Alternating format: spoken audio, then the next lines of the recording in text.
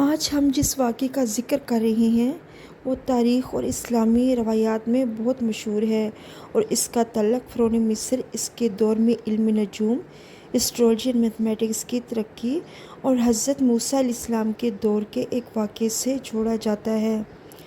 اس واقعے میں اس قوم کی سائنسی اور حسابی ترقی کا ذکر ہے کہ انہوں نے علم کے غرور میں زمین اور آسمان کا حساب لگا لیا تھا، لیکن وہ اللہ کی قدرت کو نہ پہچان سکے۔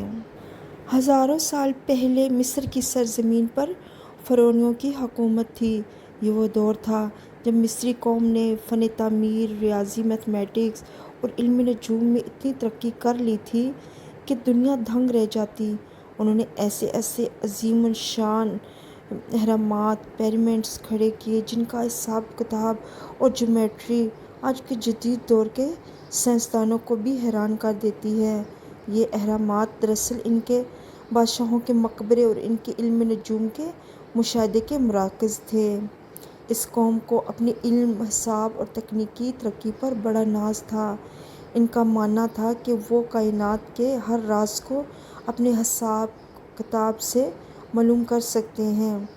اسی دور کا ایک مشہور واقعہ روایت کیا جاتا ہے کہ اس قوم میں ایک ایسا نوجوان لڑکا تھا جو علم و حساب اور نجوم میں بلا کا ماہر تھا۔ وہ ستاروں کی چال اور ریاضی کے اصولوں سے بڑی گتھی سلجھا لیتا تھا۔ اس کی شہرت دور دور تک پھیلی ہوئی تھی۔ ایک دن اللہ کے حکم سے حضرت جبرائیل علیہ السلام انسانی روپ دھار کر زمین پر تشریف لائے۔ وہ ایک عام مسافر کے بھیس میں اس علمدار لڑکے کے پاس پہنچے تاکہ اس کے علم کا امتحان لے اور اس سے اس کی حد کا احساس دلائے۔ حضرت جبرائیل علیہ السلام نے اس لڑکے سے پوچھا، اے نوجوان، سنا ہے تو اپنے علم اور حساب میں سے دنیا کی ہر چیز کا پتہ لگا سکتے ہو۔ کیا تم مجھے بتا سکتے ہو کہ اس وقت کائنات کے مقرر فرشتے حضرت جبرائیل علیہ السلام کہاں ہیں؟ لڑکے نے مسکرا کر کہا، یہ تو میرے لیے بہت معمولی بات ہے، مجھے کچھ وقت دو۔ اس لڑکے نے اپنے حساب کتاب کے آلات اٹھائے، زمین اور آسمان کے نقشے کھولے، ستاروں کی پوزیشن دیکھی اور ریاضی کے پیچیدہ فارمولے استعمال کر کے پوری کائنات کا احاطہ کرنے لگا۔ اس نے پہلے تمام آسمانوں کا حساب لگایا، پھر زمین کے چپے چپے کا جائزہ لیا۔ جیسے جیسے وہ حساب مکمل کر رہا تھا، اس کے چہرے کا رنگ اترتا جا رہا تھا اور پیشانی پر پسینہ آ رہا تھا۔ وہ بار بار اپنے حساب کو دہراتا، لیکن جواب ہر بار ایک ہی نکلتا۔ آخر کار اس نے حیرت اور خوف سے سر اٹھایا، حضرت جبرائیل علیہ السلام کی طرف دیکھا اور کانپتی ہوئی آواز میں کہا، میں نے اپنے علم اور حساب سے پورے ساتوں آسمان چھان مارے، وہاں جبرائیل نہیں ہے۔ میں نے پوری دنیا کا کونا کونا ناپ لیا، وہاں بھی موجود نہیں ہے۔ میرا حساب یہ کہتا ہے کہ اس وقت پوری کائنات میں یہی جگہ ہے جہاں پہ حضرت جبرائیل علیہ السلام ہو سکتے ہیں۔ یا تو وہ تم ہو جو میرے سامنے کھڑے ہو، یا تو پھر وہ میں ہوں، اور میں تو اچھی طرح جانتا ہوں کہ میں جبرائیل نہیں ہوں۔ اس کا مطلب ہے کہ میرے سامنے کھڑے ہوئے مسافر تم ہی جبرائیل ہو۔